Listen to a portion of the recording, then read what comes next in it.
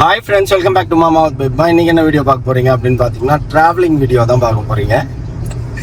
எங்க போறோன்றது இப்போ வரைக்கும் இன்னும் சஸ்பென்ஸாவே கொண்டு போயிட்டு இருக்கிறோம்னு நினைக்கிறேன். இந்த வீடியோவோட எண்டில் உங்களுக்கு தெரியும் நாங்க எங்க போய் முடிஞ்சிருக்கோம் அப்படிங்கறது.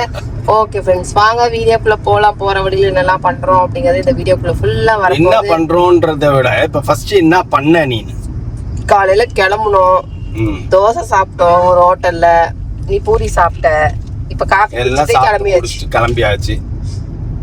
அப்புறம் எப்ப போய் ரீச் ஆக போறோம்னு தெரியல.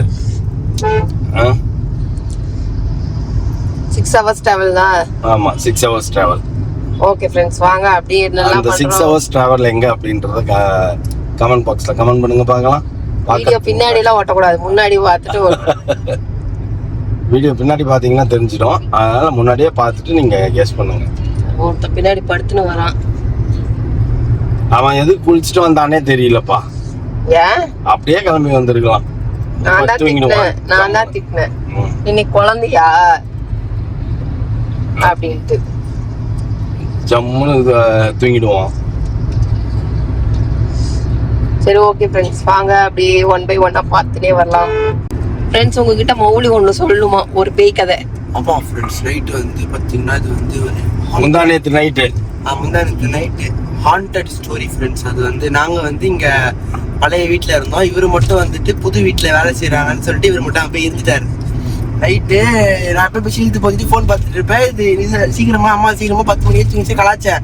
இன்னும் 10 மணிக்கே தூங்குற, மழை பெய்யுமா அப்படிலாம் கலாச்சிட்டு இருந்தேன், ஞாபகம் இருக்கா? அப்படி கலாச்சிட்டு இருந்தேன் ஃப்ரெண்ட்ஸ். அதுக்கப்புறம் பார்த்தீங்கன்னா ஒரு 1:30 மணி மேலே இருக்கும். திடீர்னு பார்த்தா லைட்டு தானே ஆன் ஆகுது.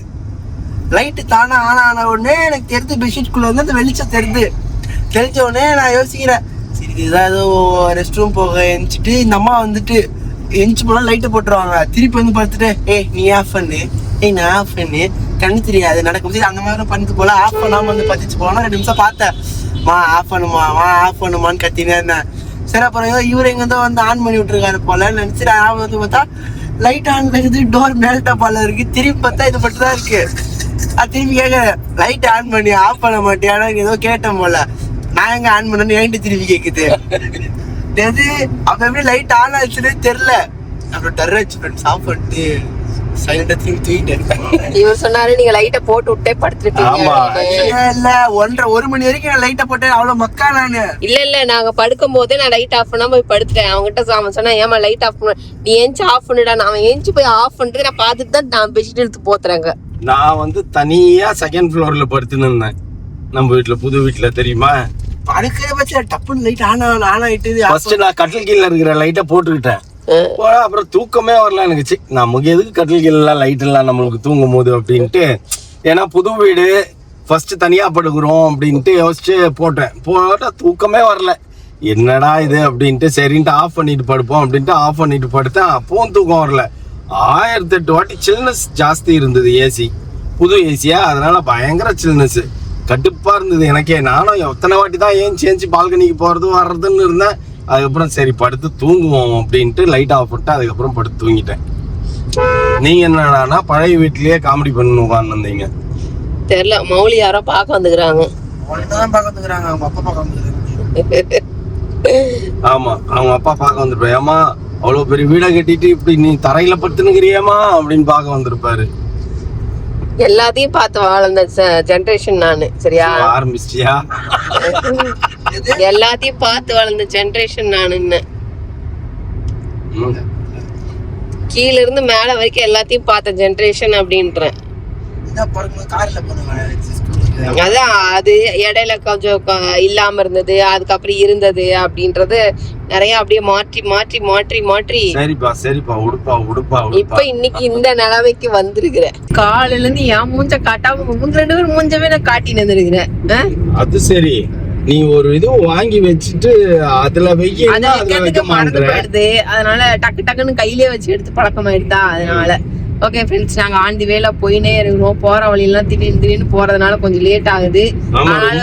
டெஸ்டினேஷன் கொஞ்சம் ரீச் ஆயிடுவோம். ரொம்ப ஹாப்பியா ஈகரா வெயிட் பண்ணி இந்த ஒரு மூமெண்ட் ஃப்ரெண்ட்ஸ். இதெல்லாம் வந்துட்டு மோனாவோட பிரெக்னன்சி. எப்ப போனாலும் நானும் அவங்க அம்மா அவங்க பாட்டி எல்லாருமே சேர்ந்துப்போம்.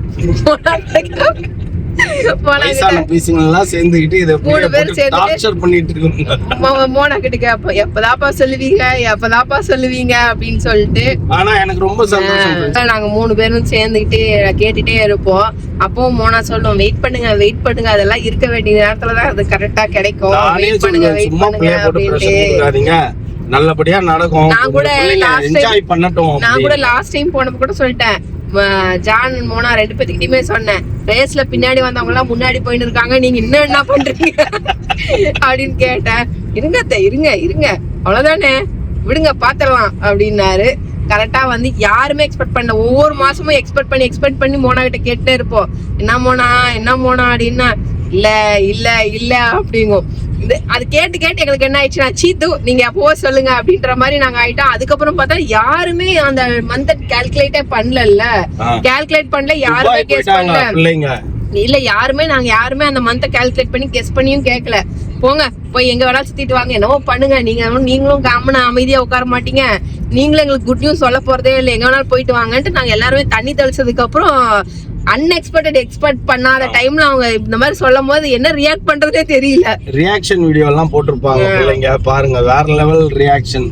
இதெல்லாம் எப்ப நடக்குது அப்படின்னு பாத்தீங்கன்னா Feb 10th அன்னைக்கு நம்ம கிரகப்பிரவேசத்துக்கு 2 நாளைக்கு முன்னாடி இருந்தப்பதான் அவங்க வந்து இந்த மாதிரி சொன்னாங்க. 13th பாப்பா இங்க வர ஐடியா. அப்ப நாங்க சொல்லிட்டோம் டிராவலே பண்ணக்கூடாதுன்னு டாக்டர் சொல்லிட்டாங்க. அப்படின்னோடனே சரி ஓகே, நீங்க ஒண்ணு ட்ரெயின் இல்லைன்னா ஃபிளைட்ல அது மாதிரி வாங்க, ஏன்னா நம்ம கிரகப்பிரவேசம் பண்றோம், ஃபுல்லா இல்லாம கிரகப்பிரவேசம் பண்ணா எப்படி அப்படிங்கிற சுச்சுவேஷன் எங்களுக்கு வந்ததுனால சரி ஓகே எப்படியாச்சும் வந்துட்டு போயிடுமா அப்படின்னும், அதனால அவங்க வந்தாங்க. அதுக்கப்புறம் பாத்தீங்கன்னா கரெக்டா கிரகணத்தன்னைக்கு டிக்கெட் போட்டிருந்தாங்க, ஃபிளைட் டிக்கெட் போட்டிருந்தாங்க. அப்ப சொன்னா கிரகணம்ப்பா எப்படி போவீங்க அப்படின்னோடனே சரி ஓகே நான் மோனா விட்டுட்டு போறேன், வந்து கூப்பிட்டுக்கிறேன் அப்படின்னாரு. அதுக்கப்புறம் மௌலி பாத்ரே வரைக்கும் இருந்திருக்கலாம். பட் ஆனா அவங்க என்னன்னா மௌலி பாத்ரேக்கு அந்த இன்ஜெக்ஷன் போடணும், செக்அப் இருக்கு, 2வது மாசம் ஸ்கேனு அப்படின்ற அந்த இதெல்லாம் இருந்ததுனால சரி ஓகே நாங்க போயிடுறோம், நீங்க அப்புறமா ஊருக்கு வாங்க அப்படின்னு சொல்லி சொன்னதுனால சரி ஓகே அப்படின்னா, அதனால ஒவ்வொரு மெடிசன் ஒரு இன்ஜெக்ஷன் ஒண்ணு போடணும். அந்த இன்ஜெக்ஷன் நம்ம தமிழ்நாட்டுல தேடி பார்த்தோம், கிடைக்கவே இல்ல. சரி அதனால சரி ஓகேம்மா நீ போய் அங்கேயே போட்டுக்கோ அப்படின்னு சொல்லிட்டு நாங்க அதுவுமே அனுப்பிச்சு வச்சுட்டோம். அதனாலதான் வந்து மோனா வந்து ஏன் வீட்டுல வேலை செய்யல, ஏன் இதை பண்ணல, ஏன் அதை பண்ணல அப்படின்னு கொஸ்டின் மேல கொஸ்டினா ரைஸ் பண்ணினே இருந்தீங்க. ஓவரா கேட்டு ஒரு ஹெல்ப் பண்ணாதான் பாப்பா அப்படி இப்படின்ட்டு. ஆக்சுவலி அதனாலதான் பாப்பா கொஞ்சம் ரெஸ்ட் எடுக்க சொல்றோம். அதனாலதான் ஃப்ரெண்ட்ஸ் இதெல்லாம் நடந்தது. நீங்க வந்து எல்லா சூழ்நிலையிலும் எல்லா சுச்சுவேஷன்லயும் எல்லாரும் ஒரே மாதிரி இருப்பாங்கன்னு எதிர்பார்க்காதீங்க. ஒரு சில சுச்சுவேஷன் ஒரு சில நாள் செய்ய முடியும், ஒரு சில நேரம் செய்ய முடியாது. இப்ப பாத்தீங்கன்னா கண்டினியூஸா அவளுக்கு வாமிட். கண்டிப்பா பாப்பா எல்லாம் வந்து என்ன சொல்றது, நல்லா இருக்கும் போதே செய்ய மாட்டா. இப்ப இந்த மாதிரி சிச்சுவேஷன்ல நல்ல காலத்திலே நாயகம், இதுல வேற இது வேறையா அப்படின்ற மாதிரி. அதை விட காமெடி அப்போ எல்லாம் என்னன்னா பெட்ல உட்காந்துட்டு இருக்கோம் அவங்க ரூம்ல, சாப்பிட்டு தூக்கி பேப்பர் தூக்கிடா சொன்னா அப்படி பாப்பேன், பார்த்துட்டு பேப்பர் எல்லாம் பொறுக்கின்னு வந்துருவேன் நானு. அதெல்லாம் இருக்கிறதா ஒரு எப்பயுமே முள்ள அப்படிதான் பண்ணும். அது பண்ணி என்ன எதுக்காக சொல்றேன்னா, அது பண்ணி 1 வருஷம் 2 வருஷம் ஆயிடுச்சு. ஏன்னா அதிகம் வீட்டுல இருக்கிறது இல்ல, இப்ப வந்தா ரூம் தானே போட்டு கொடுத்துட்டு இருந்தோம். வீட்டுல உட்கார்ந்த இடத்துல இருந்தே எல்லாத்தையும் தூக்கி போட்டு உட்காந்துவோம். அதை பார்க்கும் போது எனக்கு ஒரே சிரிப்பா இருந்தது, எல்லாத்தையும் பொறுக்கின்னு வந்தேன். கேட்டிருந்தீங்கல்ல, ஏன் இவ்வளவு அவசரமா வீடு கட்டுறீங்க, இவ்வளவு இதா பண்றீங்க அப்படின்னு சொல்லிட்டு. ஏன்னா எப்பயுமே நான் அவங்க 2 பேர் வந்தா நம்ம ரூம் தான் போட்டு கொடுக்குறோம். நமக்கு இனி ஒரு ஃபேமிலியில ஒரு நியூ நம்பர் ஆட் ஆகுறாங்க அப்படின்னா ஒரு வீடு இல்லாம ஒரு கன்ஜஸ்டடா இருக்கும் போது எப்படி வந்து நம்ம பிள்ளைய வந்து எப்பயும் இன்வைட் பண்ண முடியாது அப்படின்னு ஒரு ரீசனுக்காக தான் சீக்கிரமா அவ்வளவு கரெக்டா கிரகப்பிரவேசம் ஸ்டார்ட் அப் பண்ணும்போது மோனாவும் நல்ல ஒரு குட் நியூஸ் சொல்லிட்டா அப்படிங்கும் போது எங்களுக்கு ரொம்ப ஹாப்பியா இருந்துச்சு. வீடு முடியுது, பிள்ளை கன்சீவ் ஆனா ரொம்ப சந்தோஷமா இருந்தது. ஐயோ அந்த கிடியாம நம்ம ஏதாவது ஆரம்பிக்க முடியாது முன்னாடி சொல்லியிருந்தா நமக்குமே ஒரு மாதிரி வருத்தமா இருந்திருக்கும். ஐயோ இந்த வீட்டுல கொண்டு வந்து அவளை வச்சுன்னு இருக்க முடியாது. உங்க அப்பா அம்மா வீடு எப்படி இருக்கோ அதை வந்து அட்ஜஸ்ட் பண்ணிட்டு இருக்க மாட்டாங்களா, இத்தனை நாள் இங்கதான் இருந்தாங்கல்ல, இப்ப வந்து இருக்கிறதுக்கு என்ன அப்படின்னு நீங்க கேட்கலாம். பட் இப்ப வந்து மோனா நம்ம வீட்டு பொண்ணுதான். ஆனா இன்னொரு இது வந்து மாப்பிள்ளையும் நம்ம வீட்டுக்கு வரும்போது அவருக்கும் கொஞ்சம் கன்வீனியன்ட்டா இருக்கணும். ஏன்னா ஒரு ரூம்ல இருக்கும் போது எல்லாருக்குமே பிரைவசி அப்படிங்கறது வரும். அதனாலதான் அவரும் அட்ஜஸ்ட் பண்றதுக்கு தயாரா தான் இருந்தாரு. ஏன்னா சென்னையை பொறுத்த வரைக்கும் ஏசி ஒர்க் ஆகாது. ஒரு ரூம்ல வந்து எல்லாருமே படுக்கிறது வந்து அந்த ரூம்ல கன்ஜஸ்டடா இருக்கு. எங்க தாம்பரம் வீட்டுல வந்து பாத்தீங்க அப்படின்னா சிங்கிள் ஃபேஸ் லைன். நம்ம வீடு தான் சொல்றேன், ஆல்ரெடி சிங்கிள் ஃபேஸ் லைன். அதுல ஒரு ஏசி தான் ஒர்க் ஆகும். ஏன்னா அந்த ரூம்ல 5 பேரும் வந்து ஒட்டுக்கால்லாம் படுக்க முடியாது. அவ்வளோ எல்லாம் பெரிய ரூம் கிடையாது, 10க்கு 10 அந்த மாதிரி ரூம் தான். அதுலயுமே நம்ம நிறைய திங்ஸ் அடக்கி வச்சிருக்கோம். அதனால வந்துட்டு அவ்வளோ எல்லாம் வந்து யாருக்குமே கன்வீனியன்டா இருக்காது. எங்களுக்குமே அந்த மாதிரி இருக்க வைக்கிறதுக்கு மனசு கேட்கல. அதனாலதான் ஓகே நம்ம சீக்கிரம் வீடு கட்டி முடிச்சிருவோம் அப்படின்ட்டு தான் அவ்வளவு அவசரமா எல்லாத்தையும் நாங்க பண்ணி இன்னைக்கு ஹாப்பியா இருக்கு. இப்ப மோனா வரலாம், யார் வேணாலும் வரலாம், வந்து இருக்கலாம் அப்படிங்கிற போது நமக்கே ஹாப்பியா இருக்குல்ல. இப்ப புள்ள வந்து 1 மாசம் நான் இங்க வந்து இருக்கிறேன் அப்படின்னா மனசார வர வைக்கலாம்.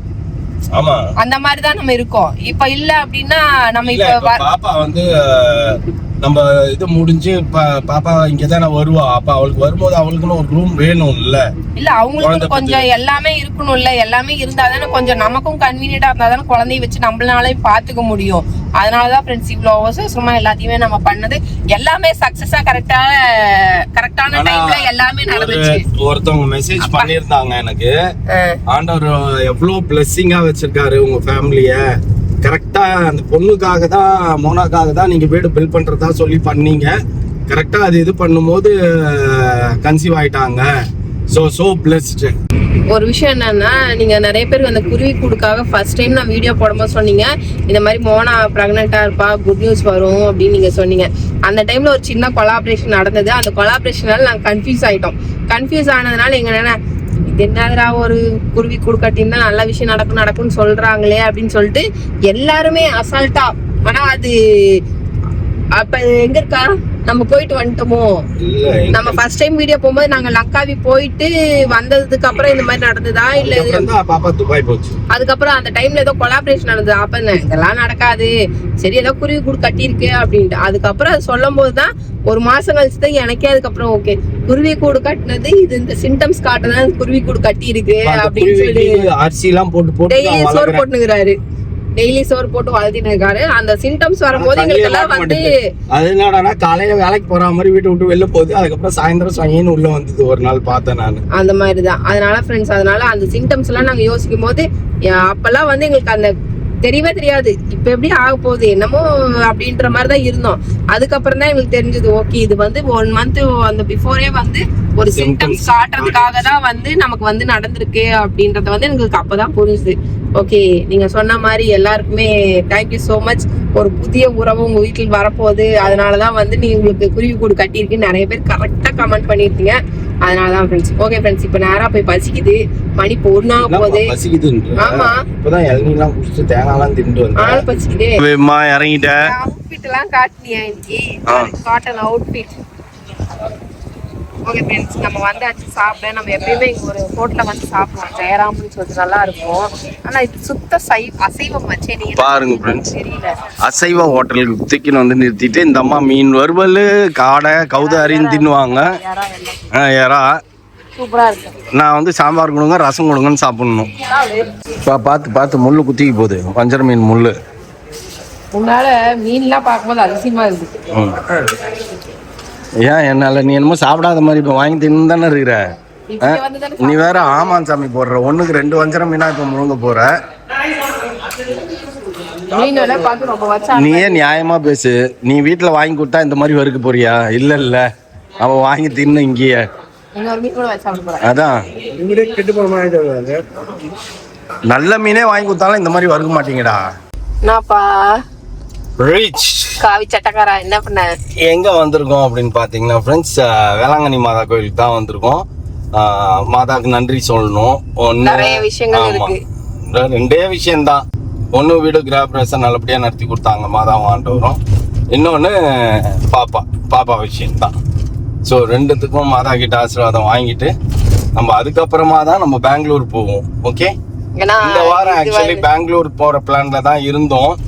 பாப்பா வந்து அக்காவுக்கு லீவ் இல்லை, அவங்க மாமியாருக்கு லீவ் இல்லை. ஏன்னா அவங்க பாவம் பயங்கர பிஸி இப்போ எலெக்ஷன் டைம்ல. அதனால ரொம்ப ஒர்க் லோட் ஜாஸ்தியா இருக்கிறதுனால நம்ம கூட இருக்க முடியாது அப்படின்றதுனால ஃபீல் பண்ணாங்க. ஸோ அதனால ஓகே நாங்கள் மாதா கோயிலுக்கு போயிட்டு நெக்ஸ்ட் வீக் வரோம் அப்படின்னு. இன்னொன்னு என்னன்னா, மோனாவை பார்க்கறதுக்கு முன்னாடி வேளாங்கண்ணி போகணுங்கிறத வந்து நாங்க யோசிச்சு வச்சிருந்த விஷயம். அதனாலதான் வந்துட்டு இப்ப வேளாங்கண்ணி நமக்கா அமைஞ்ச மாதிரி ஆயிடுச்சு. யோசிச்சுட்டே தான் இருந்தேன். சரி அங்க பெங்களூர் மாதா கிட்ட போய் ஆசீர்வாதம் வாங்குவோம் அப்படின்னு நினச்சேன். அப்புறம் இந்த மாதிரி விஷயம் அப்படின்னு சொன்ன உடனே சரி ஓகே நாங்கள் மாதா கோயிலுக்கு போயிட்டு வந்துடுறோம், அப்புறமா பெங்களூர் வரோம் அப்படின்ட்டோம். மாதா கோயில் கிளம்பி வந்துட்டோம். அதனால நாங்கள் ஸோ இப்போ நம்ம நேராக போயிட்டு மாதா கிட்ட ஆசீர்வாதம் வாங்கணும் ஃப்ரெண்ட்ஸ். நேராக கோயிலுக்கு தான். ஒன்று தூங்கி நிற்குது, எப்போ எப்போ எப்போ அப்படின்ட்டு இருந்தது. இப்போ நடுவில் எழுந்துச்சுதுன்னு வச்சுக்கோங்க, என்ன ரூமில் விட்டுட்டு போங்க இன்னும். அதனால சைலண்டாக நம்ம போயிட்டு மாதா கிட்ட ஆசீர்வாதம் வாங்கிட்டு வந்துட்டு அப்புறம் அவனை எழுப்போம். வந்த உடனே பூசை நடந்துட்டு இருந்தது. அழகா ஆசீர்வாதம் வாங்கிட்டு நன்மை வாங்கிட்டு ஜாலியாக கிளம்பியாச்சு. சாயந்தரம் திரும்பி நம்ம வந்து நம்ம எல்லா வேண்டுதலையும் வேண்டுதல் செலுத்தணும். முதல்ல ஷாப்பிங் போகணுமாம்மா, ஷாப்பிங்.